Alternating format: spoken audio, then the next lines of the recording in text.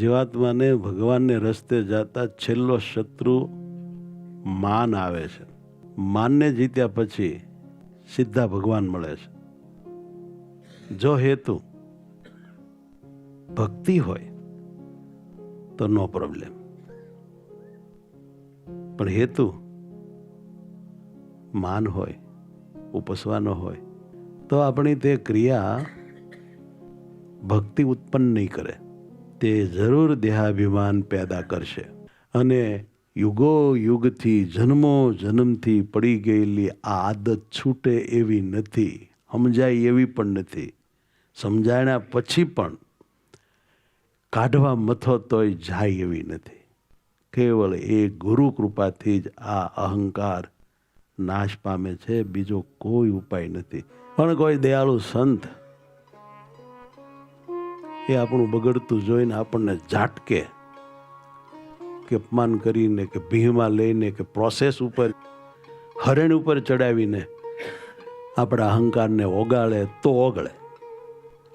બાકી આપણી વચ્ચે તો આપણો અહંકાર ટળે એમ નથી. કોક ટળાવે તો મેળ પડે એમ છે, અને કોઈ ટળાવે એની હારે આપણને ફાવતું નથી. પોસે ને એની હારે જ મજા આવે છે. પણ જો કોઈ આપણો અહંકાર માનને જરાક ઈજા પહોંચાડે 1, 2, 3 વાર, તો એ વ્યક્તિમાં જ આપણને માન, અભિમાન, અનેક અવગુણો, ખોટા બોલવાપણું વગેરે વગેરે દેખાઈ આવે છે. અને એનાથી આપણે દૂર થઈ જઈએ છીએ. આવી મુશ્કેલી છે આપણી. અને એક વાત ધ્યાનમાં લ્યો કે આપણે બધું માનથી જ કરીએ છીએ, અંદર જોવું જોઈએ. આમ તો આપણે બધાએ મુમુક્ષુ હોવાથી આપણું કલ્યાણ થાય એવો દિલમાં ભાવ રાખ્યો છે, તો પણ નાની મોટી ક્રિયાઓ માન માટે થઈ જાય છે, મોક્ષ માટે થતી નથી. એને તપાસીને જુઓ તો ખબર પડે કે આ મેં ક્રિયા કરી તે મોક્ષ માટે કરી કે માન માટે, ઉપસવા માટે, હારો લાગવા માટે. હવે જો માન માટે, ઉપસવા માટે, સારો લાગવા માટે કોઈક 2 શબ્દ વખાણના કહે એવા પેટમાં આશયને લઈને જો ક્રિયા કરી તો એ મોક્ષ માટે ક્યાં રહી? અને જેવો હેતુ હોય એવું ફળ મળે. આમ આપણા જન્મોના જન્મ ગયા છે, સમજ્યા વગર બધા આપણા સાધનો ઉપર પાણી ફરી ગયું. આમ લાગ્યું તો આપણને એવું કે આપણે ભગવાન માટે, મોક્ષ માટે સાધન કરીએ છીએ, પણ મારા બેટાની ખબર ન રહી. આય હારા દેખાવા માટે બધી વાત સમાપ્ત થઈ ગઈ. થોડી વાર આપણે એ વિચારી લઈએ કે આટલા વર્ષથી આપણે સત્સંગ, ભજન, ધ્યાન, કીર્તન કરીએ છીએ, તો પણ પરમાત્મા આપણને દર્શન નહીં દેતા, તો કોઈ પણ અનુભવ આપતા નથી, તો કાંઈક તો આપણામાં ખોટ છે ખરી. પાછું એવું નથી કે કોઈને પોતે કાંઈ અનુભવ નથી કરાવતા. કેટલાય ભાઈઓને પોતે અનુભવ પોતાનો કરાવે છે, સાક્ષાત દર્શન દે છે, એના હાથનું જમે છે, એને હુતા જગાડીને શેરો શેકીને ખાય છે, એને ભાવથી ભેટે છે, એને જ્યારે ઈચ્છે ત્યારે દર્શન દે છે, જે પૂછે એનો જવાબ દે છે, ન આવડતું હોય તો શીખવાડી દે છે.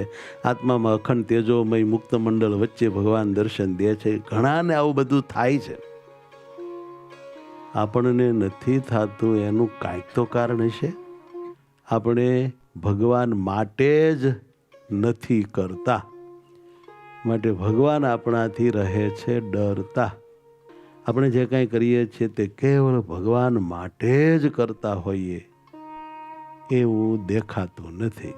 થોડું દેહ માટે, દેહના નામ માટે, થોડાક દેહના ખાનપાન વિષય માટે, થોડીક માયાની ઈચ્છા માટે બધું થતું હોય છે. એટલે ભગવાન તે આપી દે અને પોતે છટકી જાય છે. હવે આ બધી વાત થઈ કરવાની.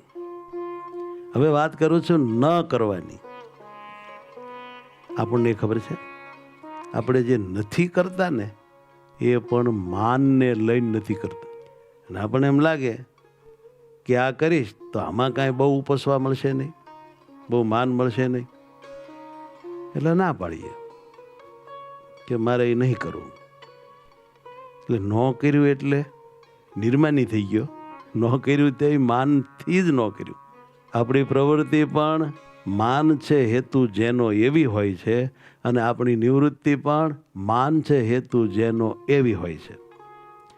કેવળ આપણે ભગવાન માટે, સંતો ભક્તો માટે જ વહેતા નથી, જીવી શકતા નથી, થતા નથી, હોતા નથી. આપણે દૈહિક આ જે માયા તથા દેહના સંબંધીઓ તથા પંચવિષયના સુખ તથા આપણી દેહની કહેવાતી આબરૂ, નામના, કામના, એના માટે ખૂબ આત્મા પરોવાયેલો રહે છે. એના માટે જ બધું એ કરતો હોય છે કા નથી કરતો હોતો? નથી કરતો હોતો એની પાછળ કાંઈ નિર્માનીપણું હોતું નથી. એની પાછળ કાંઈક માન હોય છે. મુખ્યત્વે કેન્દ્રમાં ભગવાન રહેવા જોઈએ. કેન્દ્રમાં ભગવાન ને ભગવાનના સંતો ભક્તો ન હોય ને કાંઈક બીજું હોય તો દાખલો ગમે એટલો કરીએ તો નિષ્ફળ છે, અને કદાચ કાંઈ ન કરીએ તો પણ આપણે નિષ્ફળ છીએ. એ કંઈ વાતમાં ફાવવાના નથી. જ્યારે માનને જીરો કરી માત્ર પુરુષોત્તમને હીરો હૃદયમાં રાખી પછી જે કાંઈ કરશું કે નહીં કરશું તે બધું ભક્તિ ગણાશે અને ભગવાન વશ થશે. કેમ જે ત્યારે નહીં કરવાનો હેતુ પણ ભક્તિ હશે અને કાંઈ કરવાનો હેતુ પણ ભક્તિ જ હશે, માન નહીં હોય. અત્યારે ભક્તિની જગ્યા માન લઈને બેસી ગયો છે. કાંઈ કરીએ છીએ તે પણ માન માટે, કાંઈ નથી કરતા તે પણ માન માટે. આપણને ખબર પડી ગઈ કે આ ન કરીએ તો માન મળે માટે નહીં કરવાનું. આપણને ખબર પડી ગઈ કે આ કરીએ તો માન મળે માટે કરવાનું. ભક્તિ મળે એવો તો ભીતર ભાવ જ નથી. આ કરીએ તો ભક્તિ મળે માટે કરવું છે. આ કરીએ તો ભક્તિ ટળે માટે નહીં કરવું. આ કરીએ તો ભગવાનને ભગવાનના સંતોમાં ભાવ થાય માટે કરવું છે. આ કરીશ તો ભગવાનને ભગવાનના સંતો ભક્તોમાંથી ભાવ ઘટશે માટે નથી કરવું. આવા કોઈ લોજિક સાથે આપણે અત્યારે જીવતા હોઈએ એવું લાગતું નથી.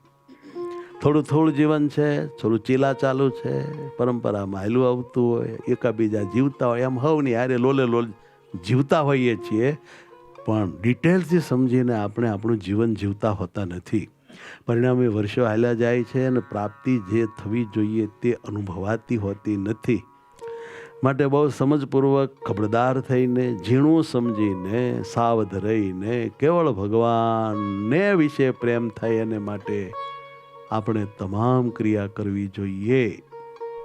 બીજાની અપેક્ષા છોડી દો, પણ આશા જાતી નથી કે મને બધા હારો માને. અને એટલા માટે આપણી બહુ શક્તિ વેડફાઈ છે. બહુ ખોટું થઈ ગયું, ખબર રહી નહીં. કોઈ વિરલો હોય એ જાગે, સરખી વાત સમજે.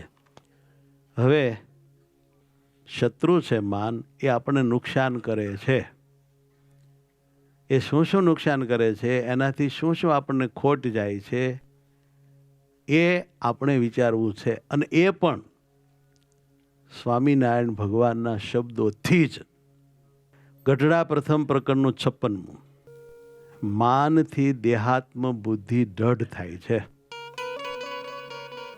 સાંભળો મહારાજના બેઠા શબ્દો. અતિશય પ્રેમ લક્ષણા ભક્તિ હોય અને તે ભક્તિએ કરીને ભગવાન એને વશ વર્તતા હોય, અને જો તે ભક્તિનું ભક્તના હૃદયમાં માન આવે તોય પણ એને અતિ ખોટ છે. અને આત્મજ્ઞાનનું માન હોય, આત્મજ્ઞાનનું માન, કયા જ્ઞાનનું? આત્મજ્ઞાનનું માન હોય અથવા વૈરાગ્યનું માન હોય, પણ તે અભિમાન તો દેહાત્મ બુદ્ધિને જ દ્રઢ કરાવે. હવે કલ્પના કરો કે જેને માનનું અંગ હોય એની દશા કેવી હોય. એ બેચારો જાય જોડાવા ભગવાનમાં અને જોડાઈ જાય દેહમાં. અતિશય પ્રેમ કરે ભગવાનમાં જોડાવા અને માની છે માટે એનું અતિશય પ્રેમનું ફળ પણ ભગવાનમાં આત્મબુદ્ધિ થવાનું બદલે દેહમાં આત્મબુદ્ધિ પ્રગટ કરી દે. આત્મજ્ઞાન, હું દેહ નથી આત્મા છું, આમ તેમ ઘણું સમજ્યો, ઘણું દઢ કર્યું, લઠ્ઠ જેવું. પણ મૂળ માળો માનની ઈચ્છા વાળો ખરો ને, એટલે એ આત્મજ્ઞાન પણ દેહાત્મ બુદ્ધિ દ્રઢ કરાવે છે. અને વૈરાગ, દેહ દુનિયા બધું તુચ્છ છે, ધૂળ છે, કંઈ નથી, મળ સમાન છે. વાતો કરી નાખી બધી દેહ દુનિયાના ખંડનની, હાવ તુચ્છ માની લીધું. પણ જો માન અંદર એને ગમે છે તો એ માન એને દેહમાં જોડશે, મૂર્તિમાં નહીં જોડે. જોડાવા જ ન દે. આ માનથી થતું નુકસાન છે. માણસો આમાં મલબલી જાય. અને જો પોતાની જિંદગીને નિરખી જઈશું, જોઈ જઈશું કે આદિ સુધી હું જે જીવો તે કેવા ભાવમાં ને કેવા આશયથી ને શા માટે, તો એમાંથી એ ઘણું પકડાશે. હા, સાચું કહું તો મારા તમારાથી શુદ્ધ ભક્તિ થતી જ નથી. આ જગતમાં બિલકુલ શુદ્ધ સોનું લગભગ ન હોય.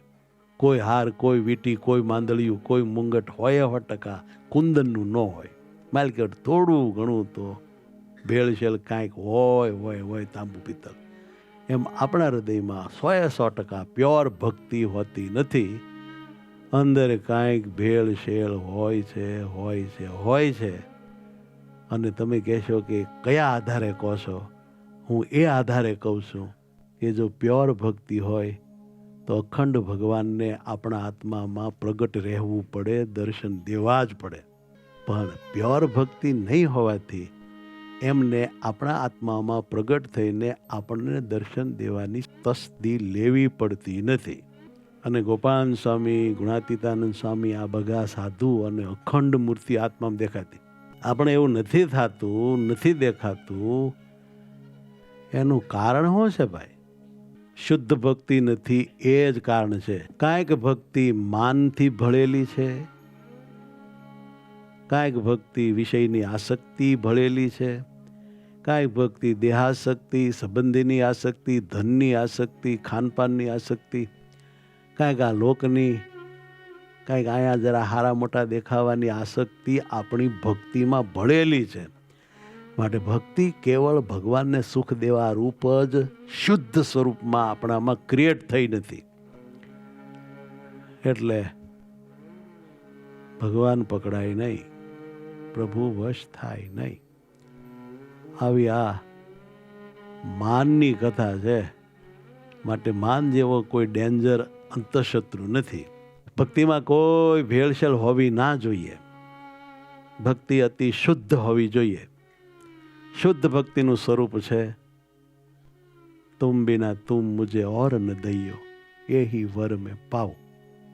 આ શુદ્ધ સ્વરૂપ ભક્તિની માંગણી પ્રેમાનંદ સ્વામીની છે. હાર્ટલી કે તમારા વિના મારે કાંઈ જોતું જ નથી, પણ કાંઈ દેતા જ નહીં. મળો તો તમે મળો, બાકી બધું ટળો. આવો અંદરનો રણકાર, ભીતરનો અખંડ 24 કલાક એક ધારો ભાવ, એને શુદ્ધ ભક્તિ કહેવાય. બીજાના માન સન્માન થતા હોય ત્યારે જે ભક્તને બેઠા બેઠા એમ વિચાર આવતો હોય કે હાશ હું બચી ગયો, મને સ્ટેજ ઉપર ન બોલાવ્યો, મને વખાણ્યો નહીં, મને સન્માન્યો નહીં, હાશ શાંતિથી બેઠો બેઠો ધ્યાન કરું, હું બચી ગયો, માન સન્માનથી હું બચી ગયો, એ ભગવાનના ભગત મોટા છે, એ માનને યોગ્ય છે, એને સાફો બાંધ્યો, એ બધું બરોબર છે, મને ન બાપા બોલાવતા આ સામને સામે. આ નહીં શુદ્ધ ભક્તિ. આ તો ભગવાનને જીવતા જ પામવા વાળાની કથા છે.